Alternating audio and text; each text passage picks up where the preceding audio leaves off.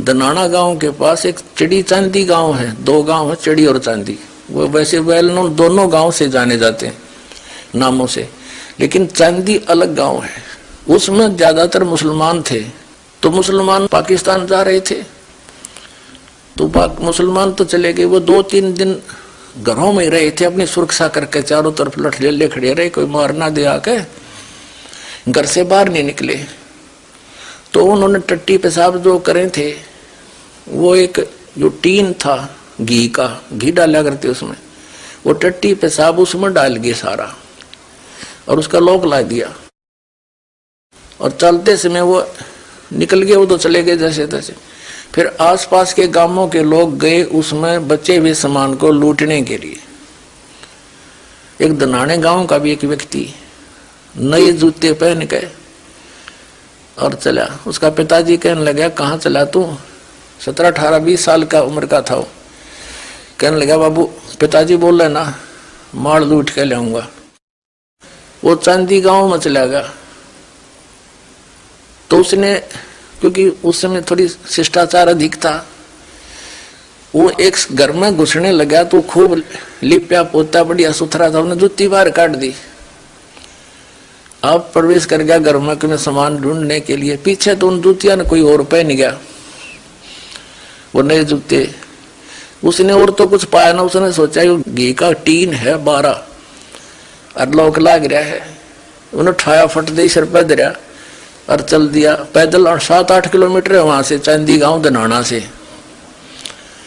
वो 7-8 किलोमीटर पहुंचा, इतने सूर्योदय होने वाला हो गया।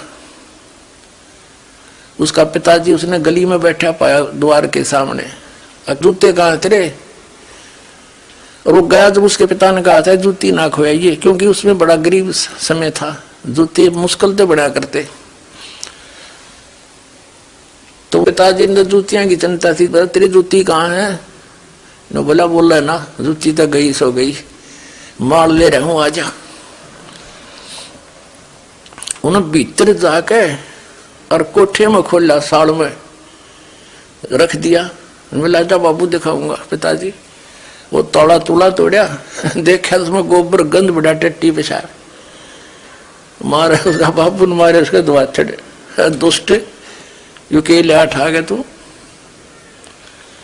अब उसने कोई गली में गिर देना, बार बार ना के कौन डालने दे, उन्हें ठा के सिर पे 2 किलोमीटर और डाल का बड़ी मजाक। उन्हें गिरना मुश्किल हो गया, घर तो उठाना मुश्किल हो गया। तो यो सत्यार्थ प्रकाश वो चांदी वाला घी का 12 था। हरियाचार्य सिर पर ठाए अंडे थे। हरिदास ने इसका ताला खोल के दिखा दिया, इसमें माल तो देख लो के है, लेवल तो देसी घी का है, पर माल के ही दिखा दिया इनका।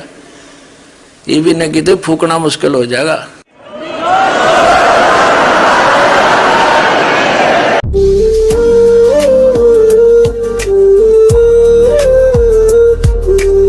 बोलो सतगुरुदेव की जय हो। परमात्मा कहते, तुमने उस दरगाह का मैल नहीं देखा, धर्मराज के तिल तिल का लेखा, एक एक पाई का हिसाब आपने चुकाना पड़ता है। और इस जैसे अभी आपको बताया कि पहले इस अज्ञानता में आपने कितनी गलती कर दी और कितने अपराध बन गए। कसाई तक का भी उदाहरण दे रखा है कि सदना नाम का कसाई था, और वो भी अपने जॉब को छोड़ना नहीं चाहता था। कदे भूखा मर जाऊं मैं और क्या करूंगा। भगवान संतों का ज्ञान सुना, पर संत से मिला सदना और प्रभावित हुआ, सारी बातों को स्वीकार किया, लेकिन रोजी रोटी फिर अड़ गई आगे। संत परमात्मा स्वयं आते हैं साधु रूप बना के, अपनी प्यारी आत्माओं को सतमार्ग बताते हैं। कबीर परमेश्वर आते हैं, साधु रूप में बैठे थे। तो सदना कसाई ने सत्संग सुना, परमेश्वर जो संत रूप में आए हुए थे, कबीर जी बड़ा प्रभावित हुआ, अपने कर्मों की तरफ झांका और कहा, भगवान मैंने तो नाश कर दिया, क्या मेरा भी उद्धार हो सके गुरुदेव, हे महात्मा जी। तब संत ने कहा, संत रूप में परमात्मा विराजमान थे, कहने लगे, भाई आगे पाप करो ना और पिछले माफ हो जाएंगे, इस भक्ति साधन से मैं बताऊंगा ऐसे। जी को कर बात बनेगी और तो कोई साधन नहीं रोजी रोटी का। परमात्मा संत जी ने कहा, परमात्मा संत रूप में बैठे थे, बेटा पेट में भगवान न पाला तू, जब कौन रोटी लेकर जाया करता तेरी, कौन पहुंचाता था? और माँ के गर्भ से बाहर आते ही माँ के सतन में दूध दे दिया, उससे पहले दूध नहीं था, तो क्या अब वो तेरी संभाल नहीं करेगा? लेकिन ये तो एक हमने औपचारिकता सी बातें लगती हैं, क्योंकि हम दूसरे रंग में रंगे हुए। कहने लगा जी मेरा तो काम ना चले, बालक भूखे मर जाएंगे, मेरा तो और कोई काम नहीं, मैं तो नौकर हूं एक कसाई का, और मन्नत यू काम करना पड़ेगा। तो परमात्मा ने सोची भाई ये तो सारे बांध रखे काल ने। कहा, परमात्मा ने कहा बेटा इसने छोड़ दे तू। तो सदना कसाई कहने लगा, महाराज ये कुकर छोड़ो भूखे मर जाएंगे, बालक कर नाम लेना चाहे उठे नहीं, मेरा उद्धार कर दो गुरुदेव, उद्धार कर दो, मैं तो कति नरक में गया। परमात्मा बोले भाई नो दोनों बात क्यों करोगी मेरे? फिर परमेश्वर ने सोचा चल भाई चाह कसूती है इसकी, तो बहुत जबरदस्त इच्छा भगवान में। तो मालिक ने कहा ठीक है बेटा तू नो करिए, एक अपना लिमिट बना ले कि इससे ज्यादा नहीं बकरे काटेगा, जितनी तू ज्यादा से ज्यादा बना ले, पर रही है वचन पे। अब सदना बोला जी ठीक है। उसने सोचा रोज के 5-4 काटने पड़े हैं, हम बेईमान से। कहने लगा अब जी 100 तो ज्यादा नहीं काटूंगा डेली। परमात्मा बोले अच्छा भाई जाते ठीक है बेटा, देख रही है वचन पे, अकजी पक्का हूं मैं वचन का। चला गया। अब क्या हुआ कि उस शहर में राजा की लड़की का ब्याह हो गया, बारात आ गई, और उसमें बकरे दारू चल रहे। मुसलमान बादशाह था, मतलब मांस तो आम खाते हैं, दारू शराब तो नहीं होगी खैर। अब उसके सदना के मालिक ने आदेश दिया कि सदना बड़ा ऑर्डर आएगा जैसे, और भाई ला दिए बकरे ला कर रख दिए 20। अब 20 काट दिए सदना ने, फिर डिमांड आ गई 20 की। और कहने का भाव ये है कि 100 के 100 बकरे कट गए। और सदना ने सोचा भगवान कति पूरी बात बनी, हे भगवान आपने प्रण भी आपने रखा, मेरी तो प्रतिज्ञा भी आपने रखी, मांझ दो के हथियार धर दिए, अकरेगी इज्जत आजत कति नाश हो गया था। इतने में परमात्मा ने क्या, एक बहुत बड़े व्यापारी का रूप बना के पहुंच गया सदना के मालिक के पास और कहा भाई मैंने ऐसे ऐसे कांटेक्ट करना, एग्रीमेंट करना तेरे से, रोज के 20, 30, 50 बकरे चाहिएंगे और मैं ऐसे आगे सप्लाई किया करता हूं। तो बड़ा खुश हो गया वो सदना का मालिक कसाई, कहने लगा भाई ठीक है। और वो बोला जी बाकी एग्रीमेंट कराएंगे सवेरे, तो मैं थक रहा हूं, भूख लग रही है कि मैं खाना खिलाओ और बढ़िया बढ़िया स्वस्थ बकरे का मांस बनवाना। अब कसाई ने आदर किया नौकर के, सदना इधर आ। अब वो सदन कसाई आ गया, खां जी कि एक बकरा काट फटाफट। और बड़ा व्यापारी आया है, बड़ा एग्रीमेंट हो गया है, वो होगा बड़ी बढ़िया अच्छा। और भोजन तैयार करा, भेज रसोई में। अब सदना के तात पैर फूल गए, आखिर वाह बात बिगड़ गई भाई, तो ना बनी बात, आज तो प्रतिज्ञा भंग होगी। अब उसने सोचा कि जब बकरा ना काटूंगा तो यो मालिक नौकरी तो निकाल लेगा, और जब बकरा काट दिया तो वचन भंग हो गया, मेरी तो बात बिगड़ गई दोनों तरफ से। तो उसने सोचा एक आदमी का भोजन बनेगा, तो उसने क्या सोचा कि बकरे के नड़े नड़े काट दूं अंडकोश, अब मेरा पर्ण भी रह जाएगा और भोजन भी बन जाएगा एक आदमी का।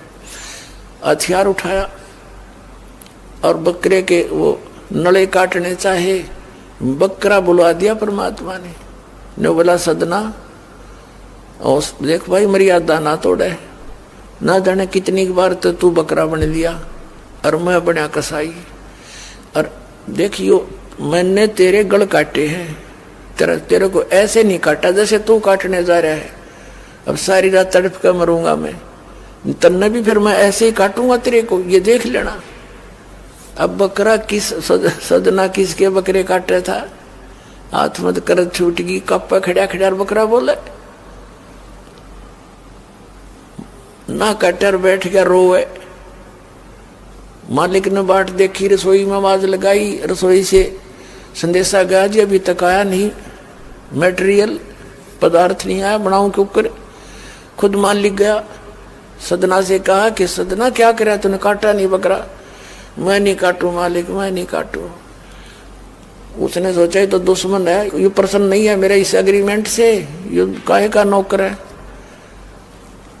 अब ला तू नहीं काटे ना, मैं काटू। उठा गुस्से में सदना के दोनों हाथ काट दिए उस कसाई मालिक ने, अरे एक मारी लात करते पार काट दिया।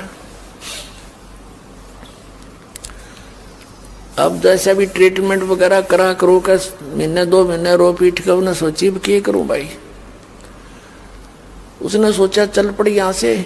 उस संत ने कहा था मैं वहां जगन्नाथ के मंदिर में रहता हूं, वहां आ जाना। उस जगन्नाथ के मंदिर की तरफ चल पड़ा कि भाई परमात्मा ने जब इतना चमत्कार दिखाया है, बकरा बोलिया, इसे बुंडे काम ना मैं तो कदे भी ना करूं, मरो से जीवा से भूखे मरे। आदमी की कही तो ना जच्चे पर वह तो सच्ची होगी, सामने तो जुल्म हो गया। यूं तो बहुत बुरा जो है ना एक रूटीन है, यूं नहीं करें भाई कति भी। संत साची के थे वो उस दिन जच्ची उसके, उस गुरुदेव के पास समाधान के लिए चल पड़ा। देख कहाँ तक बिजली गिरती है इस बुंडे कर्मों से, कैसे फिर जो मालिक परम संत की शरणमा जा रक्षा कैसे होती है। अब वो चला जा रहा था, पहले सरपंच नहीं होते थे, नंबरदार होली सोली होता था गांव का, और 5-4 गांव में से एक गांव वाले व्यक्ति नंबरदार को कोई विशेष और पावर दे देता था राजा, जिस वो दंडित भी कर सकता था। रास्ते में जा रहा था, नंबरदार के घर पे रुक गया और कहा जी मैं रात न रुकूंगा, मैंने आगे यात्रा पे जाना है, जगन्नाथ में जा रहा हूं। तो पहले धार्मिक वैसे तो आम व्यक्ति की बहुत इज्जत करता थे, अतिथि की। नंबरदार ने सदना को रोक लिया, रुक जा भाई, भाई रोटी खाइए, अलग से व्यवस्था कर दी, खाना खुना खा ठाठ तरह। अब क्या हुआ कि उस नंबरदार की पत्नी जो थी वो बैड कैरेक्टर थी, उसने सदना के साथ दुर्व्यवहार करने की चेष्टा की। वो रोने लग गया, माई मैं तो वहां दुखी व्यक्ति हूँ, रात काटनी है, काटन दे तो काट लेने दे ना, मैं भी चला जाऊंगा। तो उसने फिर शोर मचा दिया, अपनी बेइज्जती समझ के लोग इकट्ठे हो गए, अक्यों मेरी इज्जत का गाक बने था, पकड़ लिया। और वहीं उस शहर के अंदर, साथ में ही शहर था, वहां ले गए। राजा था, वहां का नवाब था, उसके सामने उसको पेश किया गया, उसको सजा सुना दी कि इसको मीनार में चिन दो, भुगत कर मरे। इसको कितना नंबरदार ने इसको इज्जत से रखा और इसने धोखा किया, उसी के साथ पत्नी के साथ दुर्व्यवहार करने की चेष्टा की। और उसकी पत्नी ने गवाही दे दी, जी मेरे ऐसे ऐसे सतन पकड़ दिए इसने। अब मीनार के अंदर खड़ा करके मीनार चढ़वा दिया, बंद कर दिया। अकाब मर जाएगा, चिल्ला चिल्ला के रो पीट के। तब सदना ने अर्ज करी है, गुरुदेव मैं तो पापी आत्मा था, मुझे तो चाहे इससे बदतर मौत मार दो, लेकिन मुझे ये भगत कहे थे कि मंदिर में जावे ढेड और इसे इसके गुरु होंगे, और ऐसा करता था ऐसा करता था। दाता आपके नाम पर बट्टा लग गया, तो मैं तो नीच था, तो इससे भी बुरी मौत मार देते। दाता इस भक्ति की इज्जत रखियो मेरे मालिक। इतना ही कहा था, वो सारा मीनार फट गया और ईंटें उन सरपंच के सिर में लगी, उसकी पत्नी के दोनों सतन कट के वहीं गिर गए, खून चल पड़ा। और जिन्होंने ये संदेश सुनाया था अन्याय का फैसला सुना था, उनके सिर में ईंट लगी जा जाके। और देखा इतना आवाज हुई, आसपास सब भागे आए, देखने आए, और सदना के दोनों हाथ पूरे हो गए, कटे हुए नहीं रहे। बोलो सतगुरुदेव।